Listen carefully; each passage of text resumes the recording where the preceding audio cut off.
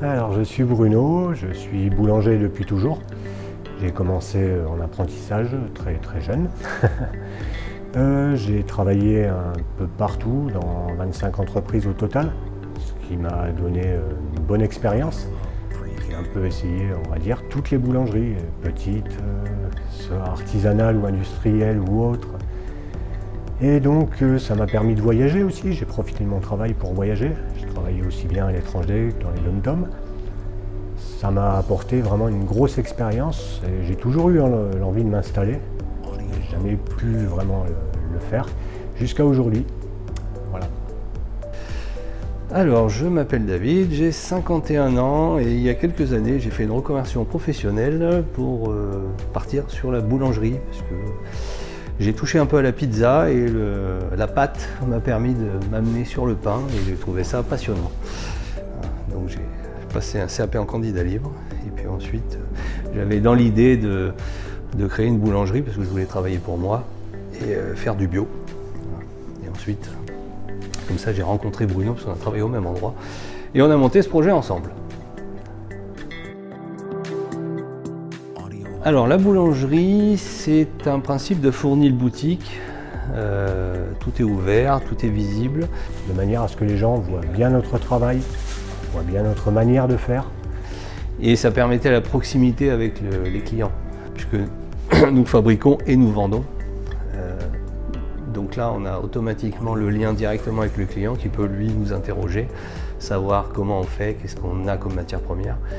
Ça, du coup, ça donne un lien différent, c'est une autre manière de faire de la boulangerie, mais qui correspond mieux à ce qu'on a comme idée en tête. On a choisi de travailler des pains plutôt à l'ancienne, des grosses pièces de campagne, et plus moderne, on va dire, de décliner toute une série de pains spéciaux, sans décliner trop les formes, mais plus les pâtes, pour pouvoir offrir des choses différentes à la clientèle. Et en mettant en avant systématiquement l'aspect qualitatif des bonnes matières premières, sélectionnées, et surtout pas d'améliorants, pas d'additifs. Tous les mélanges sont faits par nous-mêmes. 100% artisanal, du 100% fait maison. Ça nous permet au moins d'avoir des pains qui sont les nôtres, qui sont uniques, qu'on ne trouve pas forcément ailleurs. Et puis on a choisi aussi de travailler avec une méthode assez particulière qu'on appelle à faible ensemencement, c'est-à-dire qu'on utilise des très petites quantités de levain sur des très longues fermentations et on pétrit peu, on met moins de sel. Donc tout ça nous permet d'avoir une qualité un peu différente. On développe plus d'arômes, on a une bonne conservation. C'est-à-dire qu'on a choisi de faire moins de quantité et de moins diversifier, resserrer la gamme, mais par contre essayer de le faire mieux. Après-guerre, en fait, on est parti sur le pain blanc, la baguette, et on s'est un peu perdu au niveau de la qualité. Le pain, c'est un aliment qui est noble, parce que c'est ce qui a nourri des populations pendant des millénaires. Et en fait, on en a fait quelque chose qui est un vulgaire accompagnement pour saucer. Donc l'idée, là, c'est de se dire, ben non, le pain, c'est un aliment à lui tout seul. Si on le travaille avec des bonnes matières premières et qu'on essaye d'en faire quelque chose de bon, on peut arriver à avoir un pain de bonne qualité, qui a du goût, qui se conserve et qui devient en lui-même un aliment qui peut remplacer quelquefois un féculent par exemple.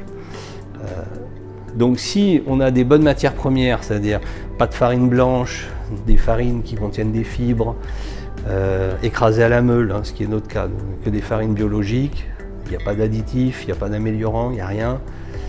Alors c'est un peu plus complexe à travailler parce que ça ne pardonne pas l'erreur. Par contre, c'est plus intéressant, c'est meilleur et avec une bonne méthode, on arrive à avoir un pain qui sera, on va dire, plus qualitatif par le goût, mais plus qualitatif aussi par l'aspect nutrition. C'est-à-dire que en le pétrissant peu, on va préserver les gluten. Déjà, les variétés de blé anciens ou blé paysan n'ont pas des gluten sélectionnés pour être très élastiques. C'est ce qui fait la complexité des fois de les travailler parce que ça supporte moins on va dire, d'être malmené. Et ça permet derrière d'avoir des choses qui vont être plus préservées, qui vont mieux se digérer, qui vont...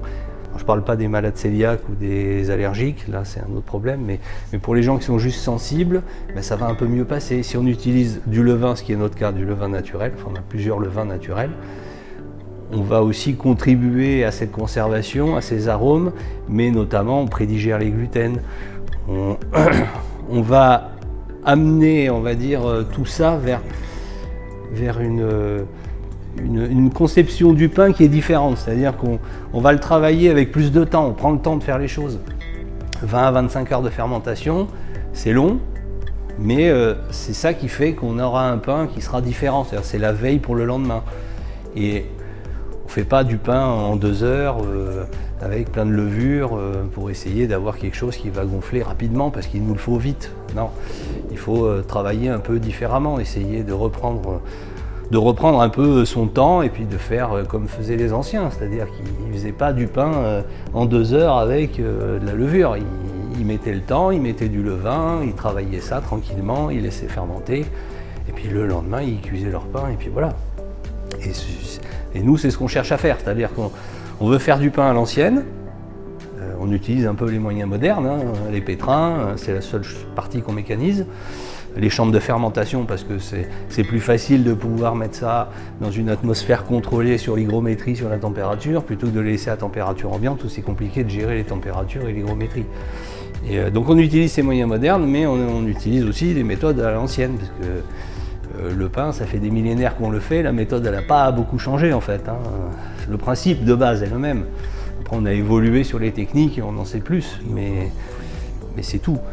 Et on peut faire du pain un aliment santé si on utilise des bonnes matières premières, pour résumer, et si on le travaille comme il faut. C'est-à-dire qu'il faut respecter les matières premières et essayer d'amener ça vers la qualité, c'est-à-dire en faire moins mais le faire mieux. Voilà. Alors la baguette, comme je disais précédemment, elle arrive que tardivement. Hein. Elle arrive dans les années 50, la baguette, et la baguette tradition dans les années 90. Donc c'est pas le pain le plus traditionnel en fait qui soit, pour être honnête. Clairement pas de baguette parce que nous, ça nous obligerait en fait à faire encore plus d'heures et démarrer encore plus tôt, sachant qu'on n'est que 2, ce serait au détriment des autres pains spéciaux.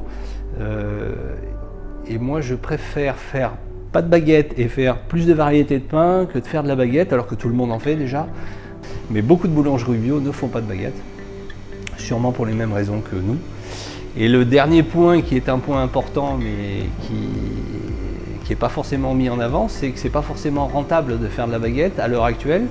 Ça obligerait à utiliser le four encore plus longtemps, le four électrique, et avec les coûts énergétiques à l'heure actuelle, malheureusement, la rentabilité est vraiment très très mince. Donc, c'est pas intéressant à ce niveau-là, et en plus de toute façon c'est du travail à la chaîne hein, de faire la baguette, et c'est pas non plus intéressant, c'est pas épanouissant.